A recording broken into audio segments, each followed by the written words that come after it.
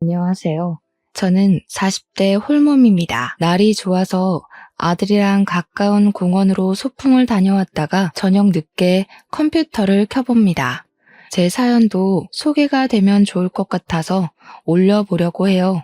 글 쓰는 재주가 없어서 제 이야기를 잘 풀어놓을 수 있을지는 모르겠지만 문장 속에 깃든 가슴 아픈 마음을 봐주시면 좋겠습니다. 제 나이 20대일 때 첫 직장에서 6살 많은 남편을 만나게 되었어요. 제게는 남편이 첫사랑이었는데 남편이 저랑 만날 때부터 결혼을 생각했다고 하더라고요. 그 마음이 영원히 변치 않을 마음일 줄 알았던 저는 남편을 받아들였고 그렇게 자연스러운 순서를 밟아 결혼을 하게 되었습니다. 제가 30대로 들어섰을 때 결혼식을 올렸어요. 결혼을 결정했을 때 양가 집안 형편이 크게 다르지 않아서 어른들로 인해 결혼 반대에 부딪히는 일은 딱히 없었습니다. 남편은 결혼을 약속하기 전 제게 제주도에서 살고 싶다고 한 적이 있어요. 결혼을 하게 되면 서울 직장 그만두고 제주도로 내려갈까 하는데 제 허락이 필요하다고 하더라고요. 멀쩡한 직업을 왜 그만두냐고 물었더니 우리 가정을 위해서 좀 더 돈 되는 일을 하고 싶다네요. 그래서 미리 알아둔 일자리가 있는데 학교 선배가 제주도에서 하는 뱃일이 돈이 좀 된다고 해서 그걸 해볼까 한답니다. 저보고도 일 안 해도 된다고 아이 갖고 육아만 해달라고 하길래 그때만 해도 저는 순수하게 남편을 의지만 했어요. 그래서 저 또한 일을 그만두고 남편과 함께 생전 발 들여본 적 없는 제주도로 내려가 살게 되었습니다. 저희는 제주도에 입성하고 머지않아 임신을 하게 되었어요. 사랑스러운 아들이었습니다. 남편은 약속대로 정말 열심히 돈을 벌었고 또 많이 벌었어요. 남편이 고생해주는 덕분에 경제적으로 어려운 점은 하나도 없었습니다. 다만 남편이 일 때문에 집에 오래 머물 수 없어서 신혼을 마음껏 즐기기는 어려웠어요. 저는 거의 홀로 산부인과를 다니고 홀로 몸조리를 했습니다. 남편한테 칭얼거릴 수도 없었어요. 남편이 저랑 아들을 위해 밤낮으로 애를 쓰고 있는 걸 알았거든요. 새벽에 나가고 새벽에 들어오는 남편을 위해 제가 할 수 있는 응원은 남편의 내조를 열심히 하는 것밖엔 없었습니다. 남편이 밥이라도 든든히 먹을 수 있게 도시락을 꼬박 싸줬고 동료들과 같이 먹으라고 많은 양의 간식도 만들고 그랬어요. 남편이 몸 힘들게 그러지 말라고 했는데도 가정을 위해 한 사람만 노력하도록 지켜볼 순 없었습니다. 또 남편에게 그렇게 마음을 표현하는 것이 제 나름 보람 있어서 좋기도 했고요. 제가 출산까지만 해도 저랑 남편 사이에는 문제가 없었어요. 어느덧 제가 출산을 하고 아들을 안게 된 남편과 저의 행복이 극에 달했을 때 불행은 시작되었어요. 그 불행의 원흉은 다름 아닌 시모의 존재였습니다. 생각지도 못한 골칫거리가 나타나서 일상이 제대로 흐트러지기 시작했어요. 시모는 제가 출산을 한 지 얼마 안 돼서 시부랑 조론을 하셨어요. 시부랑 같이 살기 지긋지긋하다고 다 늙은 나이에 이혼을 해버렸습니다. 너무 개방적인 마인드라서 놀라긴 했지만 시모의 의사를 존중하고자 했어요. 그래서 문제가 뭐냐 하면 시모가 제주도로 이사를 오면서 간섭이 심해졌다는 겁니다. 시모는 조론하고 멋대로 제주도로 자리를 잡더니 제주도에서 혼자 지내기 심심한지 매일같이 우리 집을 찾아왔습니다. 그리곤 제 아들한테 그렇게 집착하는 모습을 보였어요. 제 아들을 좋아해주는 건 너무 감사한 일이지만 아직 돌도 안 지난 아들을 가만두질 않는 건 좀 심하다고 봤는데요. 제 심기를 가장 심하게 건드리는 시모의 행동은 따로 있었습니다. 바로 시모가 제 아들 앞에서 은근히 자기가 엄마인 척 행동하는 것이었어요. 예를 들면요. 시모가 저희 집에 방문을 안 할 때는 꼬박 전화를 해서 제 아들을 집에 데려오라고 합니다. 또 제가 아들 젖을 먹이고 있으면 옆에서 내내 지켜보고 있다가 다 먹자마자 아이를 데려가서 자기가 트림시켜줍니다. 아들이 잠에 빠져도 그 순간까지 시모가 곁에서 함께 잠을 잡니다. 그것뿐이겠어요? 제가 아들 근처에 가거나 옷을 갈아입히려고 하거나 기저귀를 가려고 하면 시모가 전부 다 뺏어가며 자기가 해줬어요. 한 번씩 아들이 새벽에도 젖을 찾을 때가 있는데 시모가 우리 집에 자고 갈 때면 아들 살핀다고 제 옆에서 잘 때도 있었습니다. 시모 때문에 남편은 새벽 늦게 퇴근해서 오면 거실 밖에서 자요. 시어머니랑 며느리랑 나란히 자는 경우는 대체 무슨 상황이란 말입니까? 시모가 저희 집에서 자주 자고 가면서부터 남편이랑은 더 거리가 멀어진 듯 했어요. 안 그래도 남편은 새벽에 퇴근하고 일찍 출근하는 사람이라서 둘이 같이 있을 시간이 별로 없는데 그 잠깐의 시간마저 시모가 빼앗는 바람에 저희는 얼굴을 마주할 시간이 아예 없어진 셈이었습니다. 시모가 알아서 육아해주면 아이 엄마 입장에선 편한 거 아닌가 생각하시는 분들 있겠죠. 그런데 이건 좀 다른 문제라는 걸 정확히 보셔야 합니다. 시모의 광적인 집착 때문에 아들이 시모만 찾는다면 이거 문제 아니겠어요? 자식은 부모와 상호작용을 하여 관계 형성되는 게 중요한데 아들이 시모 없으면 불안 증세를 느끼는 게 바람직한 육아의 흐름은 아니잖아요. 그래서 제가 참다 못해 시모에게 정중히 말을 해본 적도 있었어요. 시모가 어김없이 자고 가는 날이었고 자연스럽게 제 아들을 안고 방으로 들어가려길래 말로 시모를 붙잡았습니다. 어머님, 오늘도 주무시고 가실 거예요? 집에 안 들어가신 지 좀 되셨지 않아요? 그래도 사람 사는 집인데 공가처럼 썰렁하게만 두면 먼지 많이 쌓일 텐데요. 내 일은 내가 알아서 잘하니까 신경 쓰지 마. 그리고 우리 손자가 이 할미 좋다고 안 떨어지려는데 어떡하겠어? 왜? 넌 내가 자주 자고 가는 게 불편하냐? 시애미가 다 해주면 감사하게 생각해야지. 너는 가서 쉬어라. 심심하면 내 아들 먹을 음식이나 해놓던가. 이때 제가 느낀 기분이 뭔 줄 아십니까? 그 순간 제가 마치 대리모가 된 기분이었어요. 제 아들이 아니라 시모의 아들을 지켜보고 있는 기분이었습니다. 이게 말이 되는 상황인가요?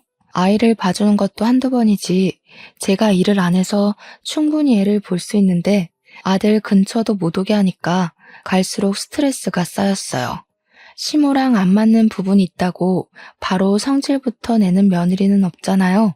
참을 만큼 참다가 더는 안 되겠을 때 며느리들도 폭발을 하지 않습니까? 저도 시모가 남편의 엄마이기도 하고 제 아들의 할머니이기도 하니까 최대한 좋게 이해해 보려고 노력했어요. 그러나 저도 한계가 있는 사람이더라고요. 시모 때문에 제 아들을 많이 안아보지도 못했는데 아들이 뒤집기를 하는 것도 물건을 만지기 시작하는 것도 자리에 앉는 것도 전부 시모가 먼저 본 뒤 제게 사진으로 보여줘요. 제가 집안일을 하는 동안 놓쳤던 아들의 모습을 항상 시모를 통해서만 봐야 하는 것이 점점 화가 나기까지 했습니다. 어떤 날에는 너무 서러워서 남편 퇴근하는 시간까지 안 자고 있다가 피곤에 찌들어 들어오는 남편에게 투정을 부린 적도 있었어요. 그날 남편은 제가 울면서 마중을 하고 있자 많이 당황했습니다. 나 어머님 때문에 너무 속상해. 지금도 어머님이 애 손도 못 대게 둘이서 자고 있어.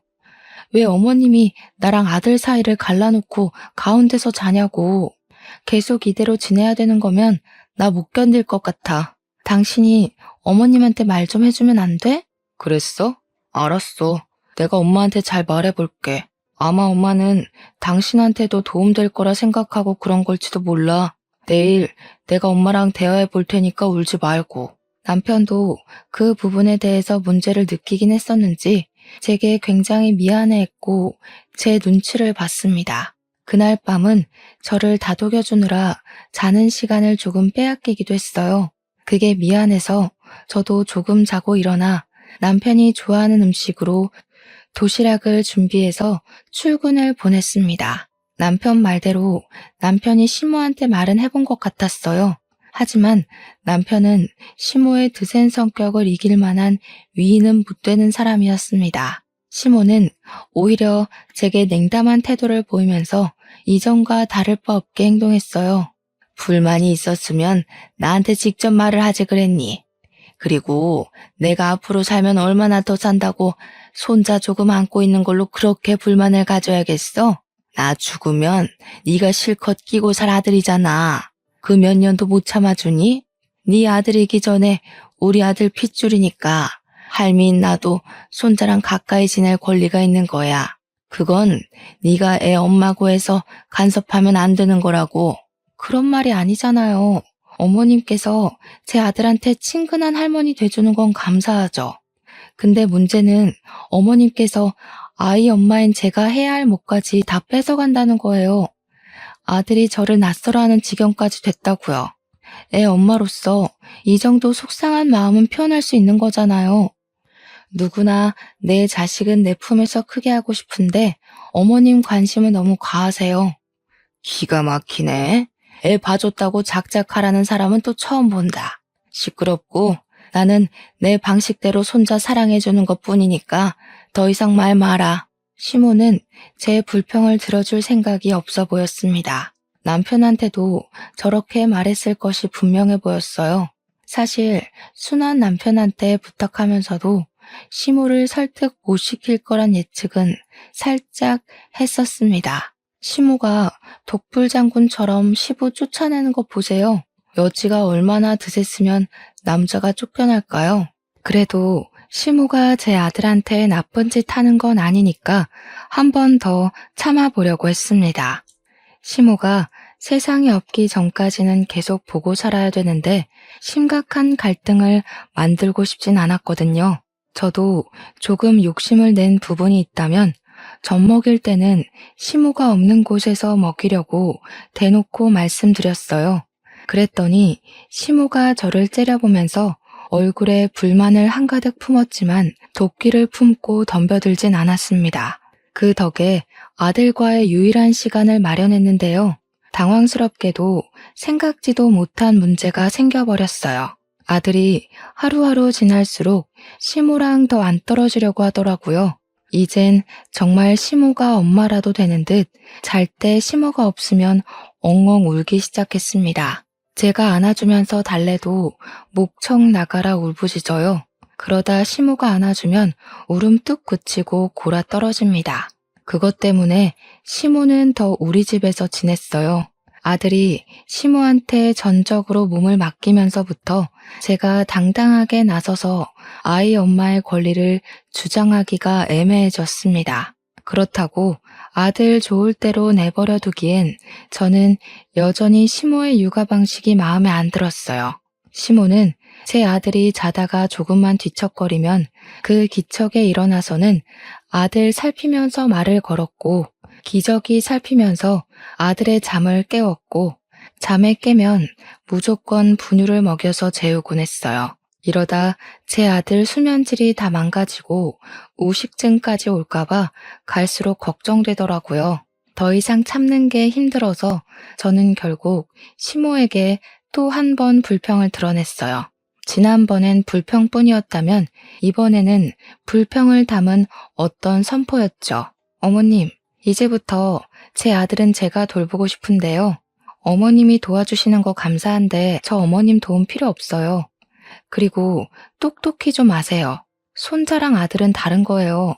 엄마가 버젓이 있는데 할머니가 왜 애를 봐요? 저는 수백 번을 생각해도 잘못된 것 같아요. 뭐야? 지금 내가 걸리적거린다는 거냐? 엄마가 보든 할미가 보든 애만 잘 크기만 하면 되는 거 아니야? 내가 분명 말했지. 나한테도 아이 볼 권리 있다고. 자꾸 권리 따지시는데 그렇게 따지면 그 권리를 가질 순위는 어머님보다 10개월을 품고 있었던 제가 우선순위 아닐까 싶은데요. 아이 엄마 되는 사람이 그만해달라고 하면 그래야 되는 거 아닌가요? 저 어머님 도움 필요 없으니까 앞으로는 집에 가서 주무시고 일주일에 2~3번만 와주세요. 제 말에 열이 받는지 얼굴이 달아오른 시모는 제게 하고 싶은 욕을 다 퍼붓고 집으로 돌아갔어요. 그 뒤로 삐쳤는지 우리 집을 아예 안 오더라고요. 근데 시모가 저 때문에 생긴 불평을 남편한테 전화해서 하소연했나 봐요. 새벽 늦게 들어온 남편이 저를 깨우더니 거실 밖으로 데리고 나오라고 하는 겁니다. 내가 요 며칠 엄마한테 시달리느라 더 피곤해. 당신도 엄마한테 불만 있으니까 내가 웬만하면 내 선에서 해결하려고 했거든? 근데 생각할수록 당신이 좀 더 심했다는 생각이 드네. 그래도 우리 애가 예뻐서 엄마가 그랬던 건데 꼭 그렇게 쫓아낼 필요는 없었잖아. 남편이 제게 차분차분 얘기하면서 한숨을 쉬는데 너무 서운하더라고요. 남편은 제가 시모 때문에 얼마나 스트레스 받았고 참아왔는지 잘 아는 사람이었어요. 그래서 적어도 중립은 지켜줄 거라 기대했는데 결국 남편은 저더러 시모의 행실을 참아달라고 얘기하고 있었습니다. 나는 어머님한테 그렇게 경고 준 거 후회 안 해. 어머님이 당신한테 얼마나 솔직하게 하소연했는진 모르겠는데 당신이 직접 안 봐서 그렇지. 지금 우리 아들이 어머님한테 엄마라고 부르게 생겼어. 어머님께서 딱 할머니 노릇만 해준다면 당연히 감사하지. 근데 그게 아니라고. 남편은 저와 시모 사이를 해결 볼 수 없다는 걸 직감했는지 결국 대답 대신 한숨을 쉬었고 그만 씻어야겠다며 더 이상의 대화를 회피하였습니다. 피곤한 남편을 상대로 심신까지 피로하게 만들고 싶진 않았는데 정말 미안했어요. 그 뒤로 저희는 은근하게 불편한 분위기로 지냈지만 그래도 저는 시모꼴을 꽤 오래 안 볼 수 있어서 마음은 편했습니다. 아들이 시모가 없어서 우는 것도 잘 달래니까 저를 엄마로 봐주더라고요. 모든 상처는 시간이 약이라는 말이 저희 가정에도 통하나 봐요. 서먹했던 남편과의 관계도 다행히 서서히 풀려갔습니다. 결혼 기념일에는 남편이 제게 꽃다발도 사주었고 이번에 시간 빼서 바람 쐬러 가자고도 하더라고요. 저는 한 번도 남편이 일하는 곳에 가본 적이 없었어요. 이번에 남편이 일부러 휴가를 내어 저에게 자기 일하는 곳을 소개해 줄 겸 제주도 바다 구경하러 가자고 제안을 했습니다. 가면 동료 직원들도 있을 테니 저는 신이 나서 김밥을 왕창 쌌어요. 그리곤 남편 차를 타고 아들이랑 바다로 나들이 갔죠. 남편이 일하는 곳은 생각보다 영역이 넓었습니다.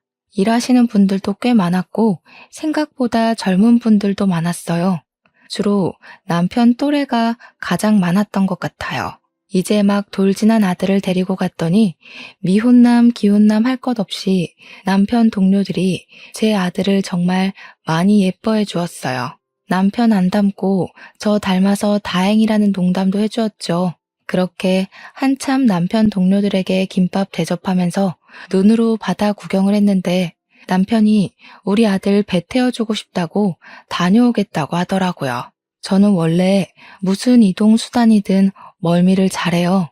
그걸 남편도 알아서 저한테는 배 타자고 제안을 안 하더라고요. 어린 아들을 데리고 너무 위험한 곳 가는 거 아니냐고 걱정을 했지만 남편도 그렇고 동료 직원들도 그렇고 하나도 안 위험하다면서 여유를 부리셨어요. 남의 손이면 불안해서 거절했을 텐데 애 아빠가 애랑 같이 타는 거니까 안심을 했습니다. 배 타고 멀어지는 아들과 남편에게 손을 흔들어주면서 인사를 했고 사진도 찍었어요. 그리고 남편이 돌아올 동안 저는 동료 직원들이 주는 차를 마시면서 바다 구경을 더 했습니다. 직원들이 좋은 곳을 많이 소개해줘서 시간 가는 줄 모르고 제주도 바다를 눈에 담았네요.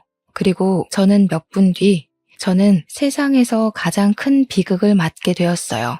배를 타고 떠났던 남편이랑 아들이 실종되어 버렸다는 겁니다. 남편이 타고 간 배는 작은 배였는데 뜻하지 않게 배에 문제가 생기는 바람에 침몰하는 사고가 났다는 거 아니겠어요?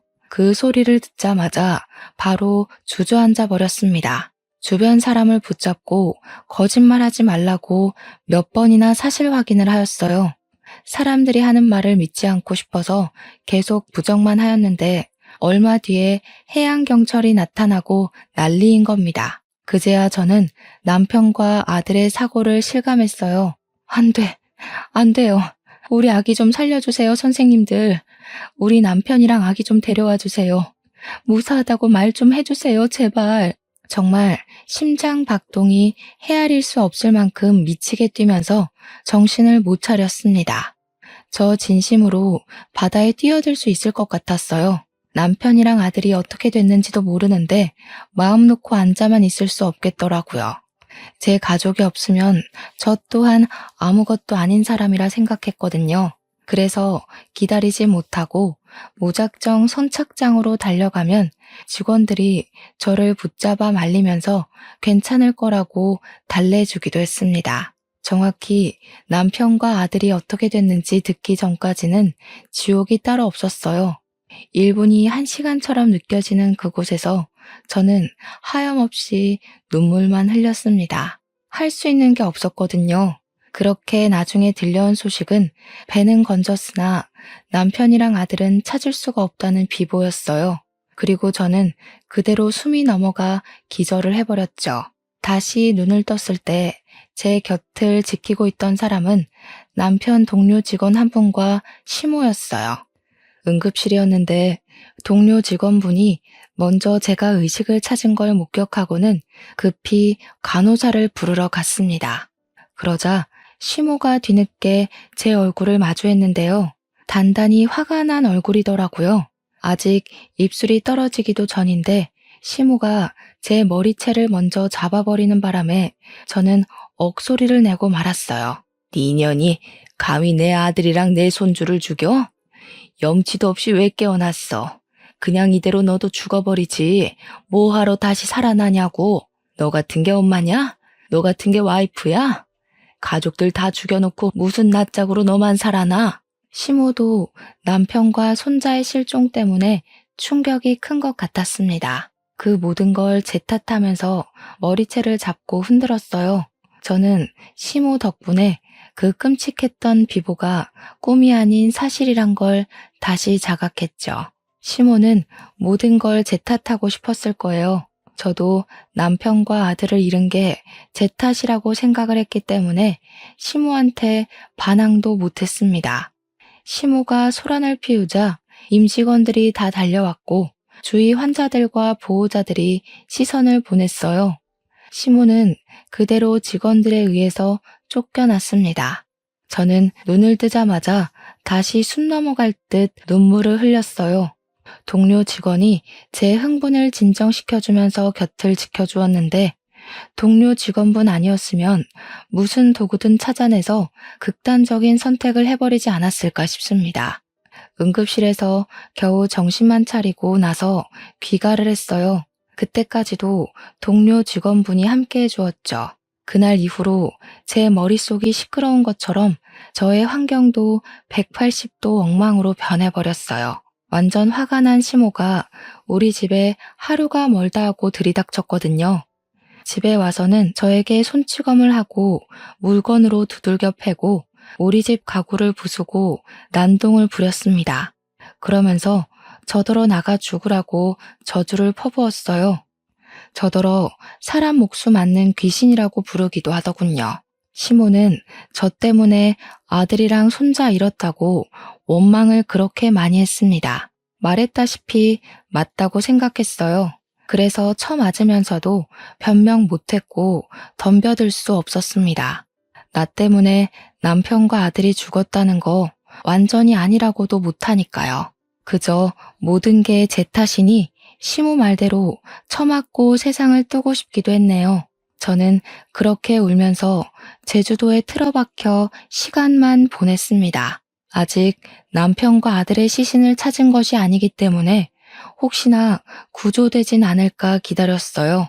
그러나 한 달, 2달 기다려도 나타나지 않는 남편과 아들 소식 때문에 더 이상 살고 싶지 않더라고요. 제가 너무 나약해서 끈기 있게 기다리질 못했어요.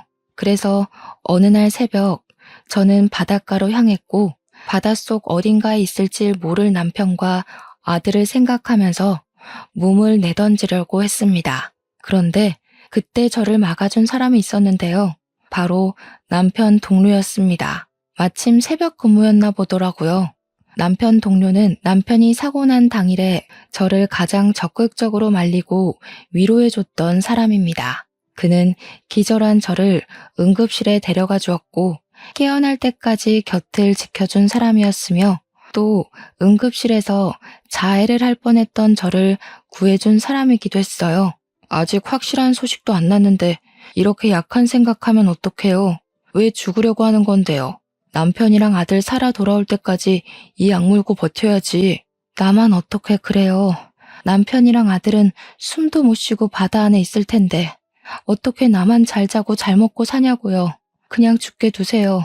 남편이랑 아들 없이는 살기 싫어요. 그 사람은 저를 끝까지 놓아주지 않았습니다. 계속해서 약한 생각하지 말라고 혼쭐만 내주었어요. 저는 결국 아무것도 못하고 바다 앞에서 실랑이만 벌이다가 결국 서럽게 울었습니다. 그 이후로 그 사람은 제가 죽을까봐 걱정이 되는 건지 매일같이 우리 집을 찾아와 줬습니다. 저를 데리고 억지로 밥을 먹이고 억지로 잠을 재우고 집안일까지 손수해 주었어요. 그러는 동안에도 저는 정신을 못 차리고 죽지 못해 사는 사람처럼 그렇게 지냈죠. 그렇다 보니 시모도 그 사람을 볼 수밖에 없었는데요. 그 남자가 우리 집을 들락날락거리자 시모는 건수 하나 더 잡았다는 듯 제게 회심의 일격을 날렸습니다. 제 귀싸대기를 때린 거죠. 이 미친년이 남편이랑 지 아들 죽은 지 얼마나 됐다고 그새 바람을 피워? 설마 이러려고 내 아들이랑 내 손주 죽인 거야?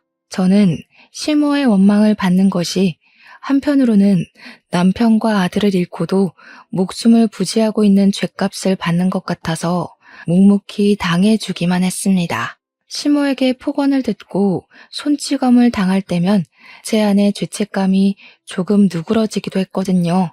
이대로 더 심하게 맞고 세상을 뜨고 싶다는 생각도 매일 하면서 지냈어요. 그런데 남편 동료 직원이 제 곁을 머물면서부터 제 삶은 뜻하지 않게 자꾸 구제되었습니다. 시모한테 처맞고 있는 그 타이밍에 그 남자가 들이닥쳤는데 사정없이 시모를 저에게서 떼어놓더니 집 밖으로 끌고 나갔어요. 그리곤 대문 앞으로 내동댕이 쳐버리더군요. 한 번만 더 이 집 찾아오거나 근처에서 얼씬거리면 아줌마도 똑같이 만들어줄 거예요. 남자한테 주먹 맞아봤어요? 그 연세에 남자 주먹 맞으면 이빨 몇 개는 털릴 거예요. 이른 나이에 틀니 끼고 싶으면 계속 찾아오던지. 시모는 그 남자의 협박을 받고 난 후 정말로 발길을 끊어버렸습니다. 다신 찾아오지 않았어요. 나중에 알아보니 이사를 갔더라고요. 그것도 그 남자가 말해줘서 알았습니다. 시모를 볼 때마다 남편이랑 아들 생각이 나서 더 많이 울곤 했는데 시모가 없으니까 시간이 흐를수록 그 남자가 말하는 대로만 생각하게 되더라고요. 그 남자는 끊임없이 제게 괜찮다, 잘했다, 행복했으면 좋겠다 그런 긍정적인 말들만 해줬어요. 초반에는 남자의 그런 위로마저 자책으로 느껴졌는데 무려 10년을 그런 소리만 듣고 사니까 염치없게도 큰 안정감이 생기더라고요. 그 남자는 고맙게도 10년씩이나 제 곁에 있어 주었습니다. 그저 동료 직원의 아내일 뿐인데 이렇게까지 신경을 써줄 수 있다는 것이 정말 대단하지 않습니까? 저는 그 남자 덕분에 제 아들과 남편을 마음에 잘 묻을 수 있었어요. 사랑하는 가족들의 죽음을 좀 더 건강하게 받아들일 수 있었다는 겁니다. 저는 그제야 그 사람의 진심이 보였어요.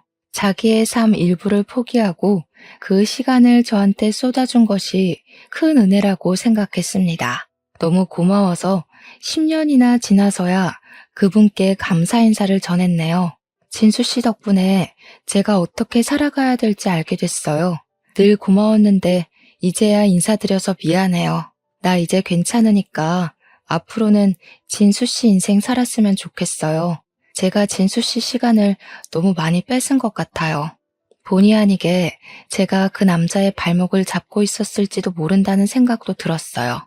그래서 나 이제 괜찮다고 말했던 건데 그러자마자 그 남자가 해주는 말에 무척 당황했습니다.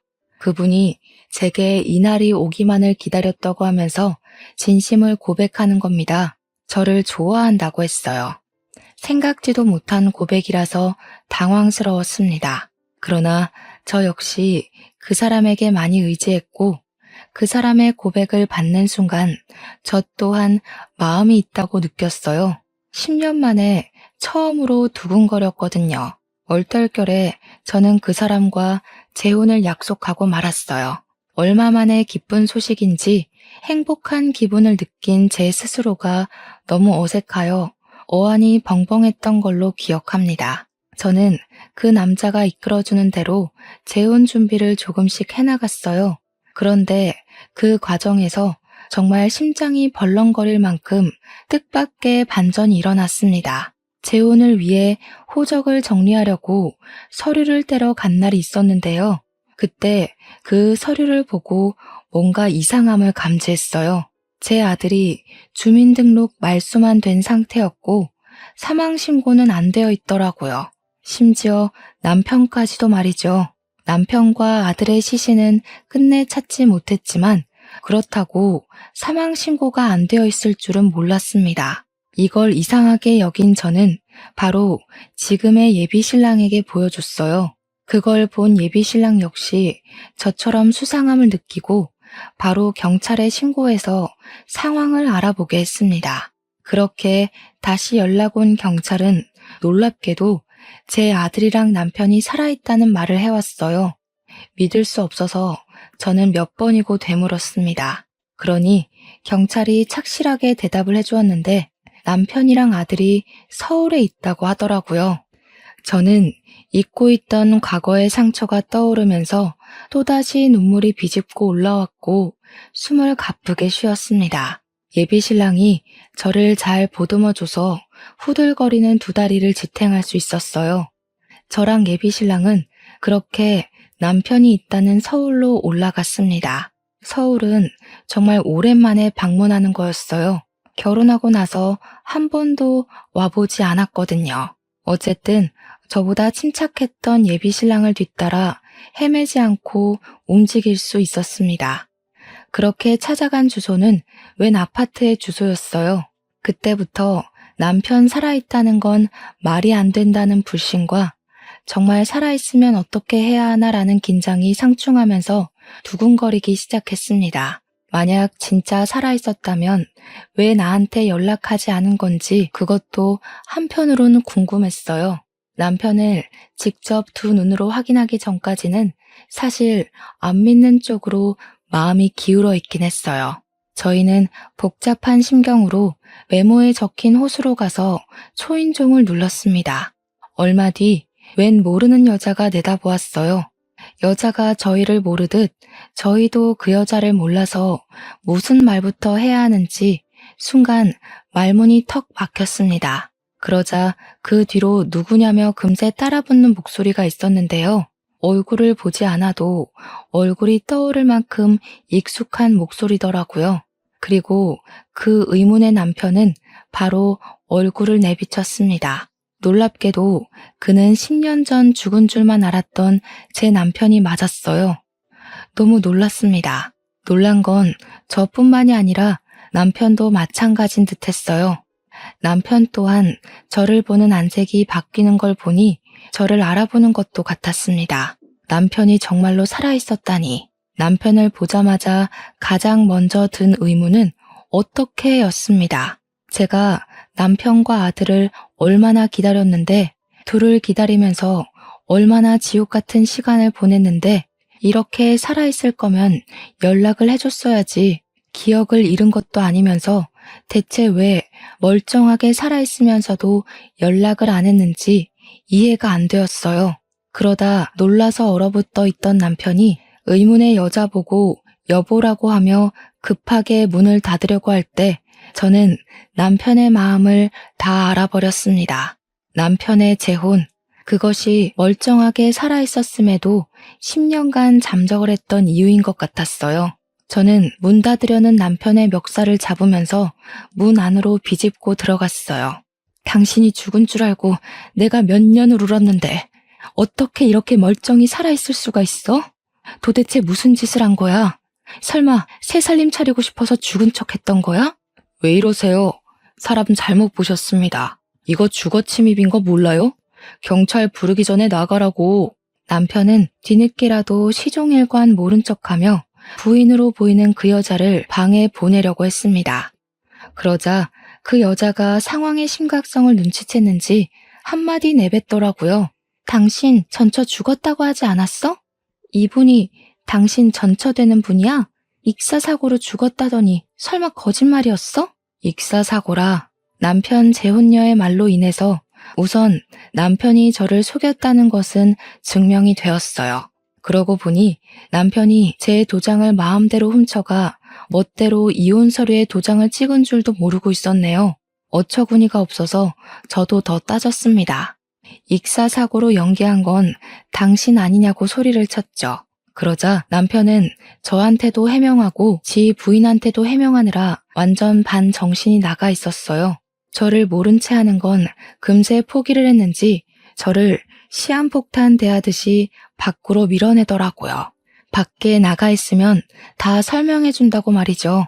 10년이나 거짓말을 쳐놓고 고작 한다는 말이 나중에 설명해주겠다니 참 기가 막혔습니다. 남편이 저를 버리고 재혼을 했다는 것도 알았고 남편 마음엔 제가 애초에 없었다는 것도 알아버려서 남편의 변명 따위는 들을 필요가 없어졌어요.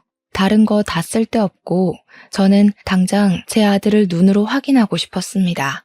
근데 아무리 둘러봐도 아들로 보이는 아이가 이 집안에 없는 겁니다. 마음이 조급해져서 다시 남편을 붙잡고 따졌어요. 내 아들 안 죽었지? 내 아들 어딨어? 설마 새 살림 차릴 거라고 내다 버린 거야? 당장 말 안 하면 저 사진 속에 있는 네 새끼도 똑같이 만들어버릴 줄 알아. 우리 아들보다는 어리지만 그래도 유치원생 정도로는 보이는 여자애가 찍혀있는 가족 사진이 거실 벽에 덩그러니 걸려 있었습니다. 제가 어린애로 협박을 하자 남편 재혼녀가 더 놀라서 남편을 재촉했어요. 결국 남편은 제 아들이 어디 있는지 실토를 하게 되었죠. 남편이 망설이면서 겨우 입 밖으로 꺼낸 사실은 저를 또 한 번 무너지게 만들었습니다. 남편 하는 말이 제 아들은 시모랑 따로 살고 있다고 하더라고요. 그 소리를 듣는데 얼마나 소름이 끼쳤는지 몰라요. 내가 내 아들 때문에 시모랑 어떻게 지내왔는지 아는 사람이 내 아들을 빼돌려서 시모에게 안겨준 셈이나 마찬가지라서 남편이 몹시 원망스러웠습니다. 저는 온 힘을 다해 남편을 두들겨 팼어요. 남편 재혼녀는 저랑 남편 사이에 아이가 있다는 것도 몰랐나 보더라고요. 제가 남편을 원망하며 두들겨 패는데 옆에서 충격받아 주저앉아 있기만 했습니다. 그러거나 말거나 저는 남편을 잡아 끌면서 당장 시모가 있는 곳으로 앞장서라고 행패를 부렸어요. 흥분을 가라앉힐 수 없어서 소리를 고래고래 질렀습니다. 엉망진창이 된 상황에 겁을 먹은 남편은 저랑 예비신랑을 데리고 시모가 있는 곳으로 출발했어요. 도착한 곳은 황당하게도 웬 교회였습니다. 남편이 그곳에 주차하고 내리더니 교회 옆에 딸린 주택으로 저랑 예비신랑을 데리고 갔어요. 그리고는 초인종을 눌렀고 저는 또 한 번 심장을 부여잡았죠. 옆에서 예비신랑이 제 손을 끝까지 붙잡아 주기도 했습니다. 그렇게 얼마 뒤 문을 열고 나온 사람은 꽤 세월을 받은 시모였어요. 시모는 남편만 온 줄 알고 반겼다가 뒤따라 들어오는 저를 보곤 사색이 되었습니다. 안으로 들어갔더니 웬 목사가 남편을 아는 체 하면서 남편을 아들이라고 부르더라고요. 그걸 보니까 시모가 영감 목사랑 재혼을 했다는 걸 눈치챌 수 있었어요. 그리고 그때 토악질 나올 것 같은 시모보다 눈에 더 들어온 사람이 있었는데요. 한 10살쯤 되어 보이는 남자아이였어요. 저는 그 아이를 보자마자 제 아들이라는 걸 바로 알아봤습니다. 제 눈에서 눈물이 흐르는 줄도 모르고 아들을 바라봤어요. 아들은 당연히 저를 알아보지 못했습니다. 그저 낯선 사람들의 등장으로 눈치를 보더니 금방 방 안으로 들어가 버렸어요. 저는 그런 아들을 쫓아 방으로 따라 들어가려고 했습니다. 그런데 그때 시모가 제 머리채를 붙잡으면서 못 가게 막았어요. 어딜 가려고? 그 애, 네 애 아니야. 네 애는 10년 전에 물에 빠져 죽었잖아. 갑자기 나타나서 이게 무슨 행패야? 이제 내 아들까지 죽이려고? 시모는 제 아들을 자기 아들이라고 주장하기 시작했어요. 그 모습을 보니까 알겠더라고요. 시모는 제 아들을 훔쳐가 마치 자기 아들인 것 마냥 키우고 있었던 겁니다. 더 이상 제가 시모에게 맞아줄 이유는 없다고 생각했어요. 가족들이 죽은 게 아니라 제가 속은 거잖아요. 저는 여전히 제정신 아닌 것 같은 시모를 당장 밀쳐버리고 시모의 뺨따구를 사정없이 때렸습니다. 그러자 예전만큼 힘이 없던 시모가 그대로 구부러졌어요. 사람이 정신이 나가도 정도껏 나가야지. 어떻게 내 새끼 빼돌리려고 10년을 속일 수가 있어? 그래놓고 나더러 나가 죽으라고 그랬던 거야? 정작 나가 죽어야 될 사람이 누군데 당신들은 사람도 아니야. 내가 지옥을 살았던 것만큼 똑같이 느끼게 해줄게. 저는 집안 물건을 다 내던지며 부수기 시작했습니다. 시모가 비명을 지르고 목사가 경찰을 부르고 난리였어요. 그런데도 남편과 예비신랑은 저의 난동을 말리지 않았습니다. 남편은 말리지 못했다고 설명하는 게 맞겠네요. 그 와중에 방에 있던 아들은 방 밖을 내다봤다가 울음을 터뜨렸습니다. 정신 나갈 뻔했던 저는 그런 아들의 울음소리에 번뜩 이성을 찾았고 오들오들 떨고 있는 아들을 안아주면서 사과를 했어요. 엄마가 미안해. 우리 아들 이렇게 살아있는 줄도 모르고 엄마는 바보같이 죽으려고만 했었어. 정말 미안해. 이제 엄마랑 집에 가자. 저는 울면서도 아들의 눈물을 계속 닦아주었어요. 그리곤 아들 손을 잡고서 그대로 집을 나가려고 했죠. 그런데 시모가 손자 나가는 걸 어디 가만히 지켜볼 사람이겠습니까? 시모는 바로 제 아들 팔을 잡고 늘어지면서 아이를 넘어뜨렸어요. 그리곤 10년 전처럼 제게 폭언을 퍼부으며 발길질을 했습니다. 안 돼. 못 데려가. 내 새끼야. 이때까지 자식 없이 잘만 살아놓고 왜 지금에서야 나타나선 잘 살고 있는 애를 데려간다는 거야? 어차피 새로 시집 갈 거 아니야? 그럼 새로 애 낳고 살아. 이 애는 죽은 걸로 치고. 정신 나간 소리하는 시모를 저는 더 이상 못 참고 아동 납치로 이 교회를 신고해버렸습니다. 발악하는 시모는 예비 신랑이 막아줬어요. 그런데도 시모는 반성은커녕 신고하는 제게 증거가 있냐고 따지면서 더 뻔뻔하게 나올 뿐이었습니다. 증거는 이미 남편과 내 아들이 살아있음으로 증명이 되는 거라고 박박 우기기만 했는데 그 순간 예비 신랑이 나서서 확실한 답을 주었어요. 내가 증인이에요. 내가 그때 그 사고를 다 기억하고 있고 사고로부터 10년이 지난 지금까지 쭉 저 녀석이 시키는 대로 하고 있었으니까요. 예비 신랑은 남편을 쳐다보면서 남편이 이 모든 걸 시키고 지휘했다고 말하고 있었습니다. 그건 저도 놀란 사실이라 아무 말도 못했어요. 그 순간 예비 신랑의 말이 사실이라는 건 조급했던 남편이 알아서 증명을 해주었는데요. 남편이 예비 신랑 붙잡으면서 비밀로 해주기로 하지 않았냐고 애원하기 시작하더라고요. 알고 보니 상황은 이러했습니다. 시모가 자기의 뜻대로 안 따라주는 제가 싫어서 남편과 손자를 빼돌릴 계획을 했고 그 과정을 남편도 동의하여 남편이 적극적으로 나서서 계획을 꾸민 거였어요. 배 사고로 위장할 테니까 제가 물으면 그렇게 말만 해달라고 제 예비 신랑한테 부탁했다는 겁니다. 예비 신랑은 남편이 그저 동료라서 시키는 대로 했었는데 너무 고통스러워하는 저를 보곤 죄책감을 느껴 10년간 옆에서 붙어 있었다고 했어요. 그렇게 매일 붙어 있다 보니까 정말 마음이 생겼던 거라네요. 이제야 말해줘서 미안하다는 예비 신랑의 고백에 저는 주저앉아서 하염없이 눈물을 흘렸습니다. 그 사이 경찰이 와서는 남편과 시모를 아동 납치범 및 사기 죄명으로 붙잡았습니다. 그리고 이건 조사 과정에서 밝혀진 덤인데 그 교회가 헌금 횡령, 보조금 횡령 사실까지 드러나 버렸지 뭡니까? 시모 재혼남까지 구속이 되어버렸어요. 그 교회는 문을 닫게 되었죠. 그리고 저는 아들이랑 예비신랑과 함께 제주도로 내려왔습니다. 예비신랑에겐 정말 미안하지만 재혼을 다시 생각해보자고 말을 전했어요. 예비신랑을 많이 사랑하지만 제가 10년간 아무것도 못하고 죽을 것처럼 살았던 걸 제일 가까이서 봤으면서 그걸 긴 시간 묵인하고 있었다는 것이 너무 배신으로 다가왔거든요. 현재 예비신랑은 이별을 통보한 제게 기다리겠다고 하면서 매일같이 집 앞에 찾아와 용서 구하는 편지를 넣고 갑니다. 예비신랑 또한 저를 많이 사랑하고 있다는 거 알고 있습니다. 충분히 느껴져요. 하지만 사랑하는 마음이 크기 때문에 배신감마저 더 크게 다가오네요. 예비신랑도 제게 걱정거리지만 일단은 저를 낯설어하는 아들을 우선적으로 신경 쓸 예정이에요. 엄마를 모르는 아들의 심정을 차근차근 보듬어 줄 것이고 완전히 틀어져 버린 모자 관계를 회복하고자 애쓸 겁니다. 제 시간이 이제야 다시 흐르는 기분이네요. 아들에게 못다 준 사랑을 갚으면서 살아가겠습니다. 제 사연은 여기까지예요.